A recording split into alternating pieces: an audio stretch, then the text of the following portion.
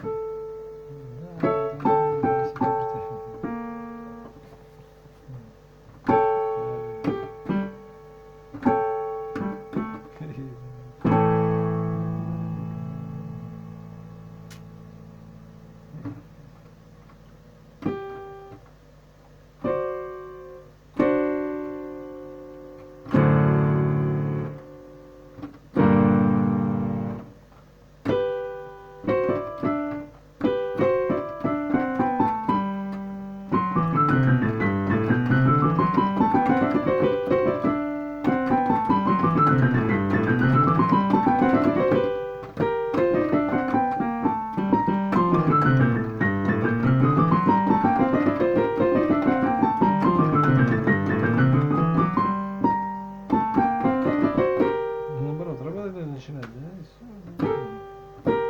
Ну, да, ну и что, говорят, да, что не ешь, что ли?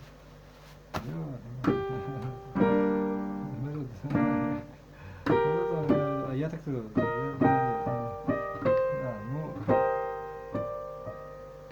ну, может мало, так напиши песни Битлз, старое ретро какое-нибудь, да, под гитару там, у костерка что-нибудь там, ну, или просто даже там, да, какой-нибудь там, чё, ну, просто так, да, или наоборот, да. Ну да, как тебе это самое, да,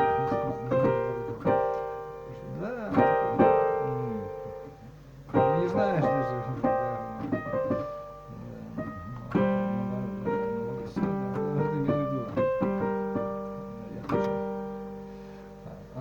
наоборот,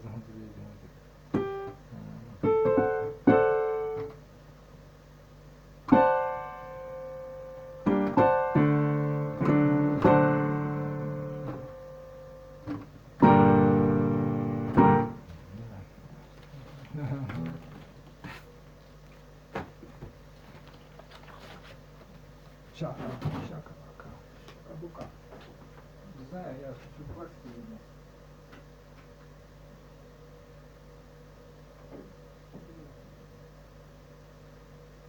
Понимаешь, какая ситуация? Если ты даже вот любишь Битлз, а у тебя времени в жизни не останется на Битлз. Если ты будешь академическим искусством заниматься, и ты будешь всегда знать, что ты запросто сыграешь песни Битлз, если тебе надо будет. Потому что если ты играть будешь в песни Битлз, то ты не сможешь сыграть ничего академического уже, прости. Нет, люди, которые не занимаются этим, вообще не любят музыку Битлз там или вообще музыку, да, понятно. А ты сможешь, да, найти вариант, да. Да, ну, ты про себя говорил, да. Ну, вот так вот, типа того. Кто здесь? Шакалака. Что происходяка? Десяка. Ладно. Надо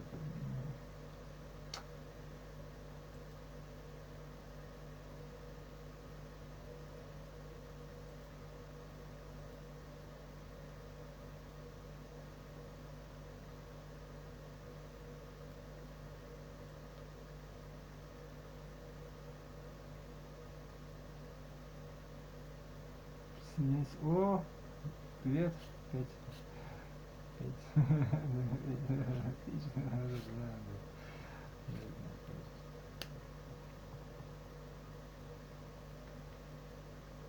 Поворот.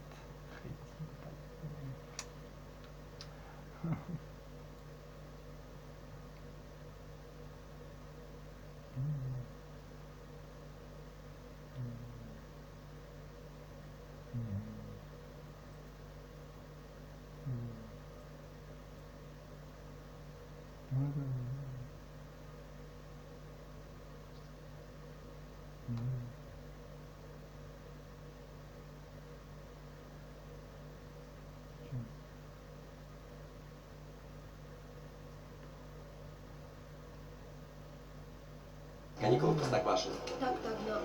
Очень плохие мамочки. Ирония судьбы или с таким паром? Мой парень псих. Светлый, хатик, хатик.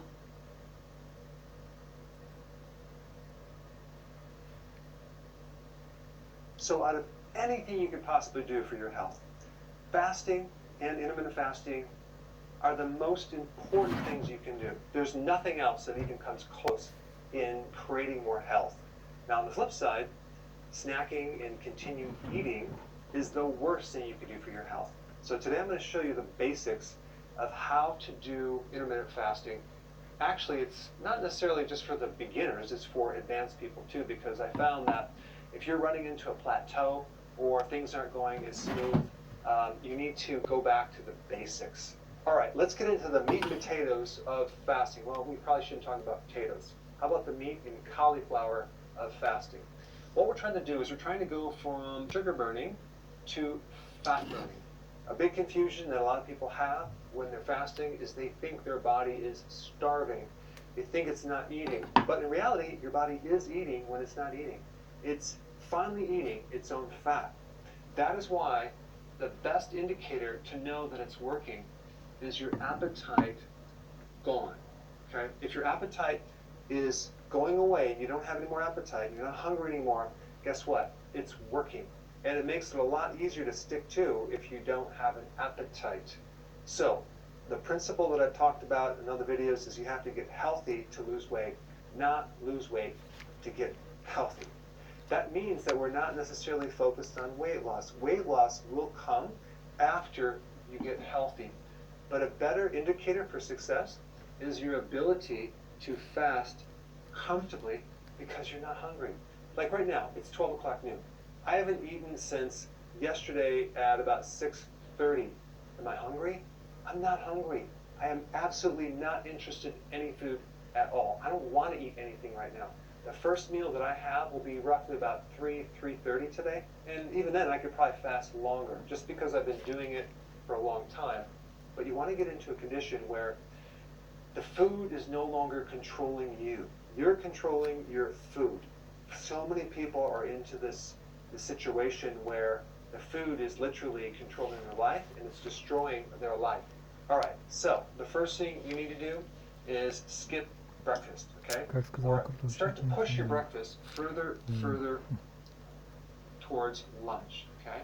So when you wake up in the morning, ask yourself, are you really hungry? Or are you just eating out of habit? Chances are you're not going to be hungry for breakfast, so don't eat. So the rule of thumb is don't eat if you're not hungry, okay? Now to help you not be hungry for breakfast, you have to make sure that you keep your carbs down for your lunch and your dinner, because if you have carbs in your lunch or your dinner, guess what? The next day, you're going to be hungry in the morning. But if you keep your carbs low, and I'm talking about roughly about maybe 20 grams, maybe 30 grams, then you're not going to be hungry in the morning. The other thing that you can do is you can also do the bulletproof coffee. You can add either butter to your coffee or MCT oil. Butter is very satisfying, and MCT oil will turn into ketones, so it's going to be a lot easier to go all the way up until your first meal at noon. So depending on if you drink coffee or not, if you don't drink coffee, just do a tablespoon of MCT oil. That's a type that is you can 30 grams. If you keep your carbs low today, you're going to be hungry in the morning. But if you keep your carbs low, and I'm talking about roughly about maybe 20 grams, maybe 30 grams, then you're not going to be hungry in the morning. The other thing that you can do is you can also do the bulletproof coffee. You can add either butter to your coffee or MCT oil. Butter is very satisfying, and MCT oil will turn into ketones, so it's going to be a lot easier to go all the way up until your first meal at noon. So depending on if you drink coffee or not, if you don't drink coffee, just do a tablespoon of MCT oil. That's a type of extract from coconut oil that turns into ketones very, very fast. So the other thing you have to realize is that all these hormones are on rhythms or waves, okay? And the cortisol hormone peaks at 8 o'clock in the morning. So you may find that you're hungry in the morning because of a cortisol spike, but you're not really hungry. It's just a hormonal shift and a sensation that you get. So the next thing I'm going to recommend is if you have this minor hungry feeling, just ignore it. Ignore the hunger. 9 times out of 10, it will go away, okay? And that's just because there's certain hormonal shifts happening in the body that are creating that sensation, but just ignore it. Now, if you ignore it and it doesn't go away, and you feel dizzy, tired, weak, then you need to eat. But you really need to be able to tell the difference between hunger and time to eat. But realize as you start doing this, it's going to get easier, and you won't have any hunger in the morning unless you consume carbohydrates. All right, the next little thing I'm going to say is at this first meal, make sure you add some fat at the end of the meal. That can be pecans or olives or some nut butter. It could be peanut butter. It could be brie cheese. It could be fatty meat. It could be any of those. Why do you want to add fat? Because when you start doing intermittent fasting, you haven't adapted yet. And so you need the fat to help you go longer, to feel satisfied, so you can fast longer. Because the fasting itself, and the combination of low carbs, is really what's going to help you start to adapt to this new machine in your cells that's burning fat. So the same thing with dinner. You want to add fat at the end of the meal. Now, the next point I want to bring up is this whole thing about healthy keto. Okay, what is healthy keto? Well, healthy keto is not just going on a low carb, it's using quality foods that are higher in nutrients. Because the last thing you want to do is end up looking like a crackhead, being very sarcastic. But some people, when they lose weight, they sort of look very unhealthy. Their hair is dried out. They look older. We want you to look good as you do the ketogenic diet and look younger, okay? Have that healthy glow. So that's a combination of low carb, fasting, and just healthier ingredients. So there's such a thing as dirty keto, where you're not paying attention to the quality and you're eating at a fast food restaurant or fast food. And yeah, it's low carb because you're not eating the bun, but it's very, very low quality food. Don't recommend that. All right, so this first meal and second meal is called your eating window, okay? So let's just pretend your first meal is at noon and your second meal is at 6 o'clock. So that would be roughly a 6-hour eating window. Now, when you first start out, you could potentially eat during this window through here, okay? Have a snack if you want, but I would recommend or challenge you to not do that, because that way we get some fasting between these meals too, and that will help you. The snacking is the biggest killer for progress, because the snack stimulates insulin. Every time you eat, you stimulate this thing called insulin, and what we're trying to do is fix insulin resistance, which was created by a high level of insulin for a long period of time, which comes from constant eating and eating a lot of carbohydrates. Now, if you do a 6-hour eating window, that gives you an 18-hour fasting cycle. That's pretty good. If you could do the 18 hours of fasting, you're going to see some amazing results, especially with your brain. You're going to grow new brain cells. And so your cognitive function, your focus, your memory, your ability to keep your attention, your creativity, all is going to improve, as well as your mood. You're going to be happier. If you were depressed, you're going to feel much, much better just because your brain is healing. Plus, your immune system is going to get stronger. You actually grow new immune stem cells in your bone marrow, which is really cool. Inflammation goes way down, and you start getting rejuvenated, you start healing faster, all sorts of amazing things happen. All right, so now, here's another problem we need to resolve at night, okay? I know this might be hard to believe, but there are some people out there that have a hard time not snacking at night. Now, we're not talking about you. You probably know people or friends or family members, but... Зачем это?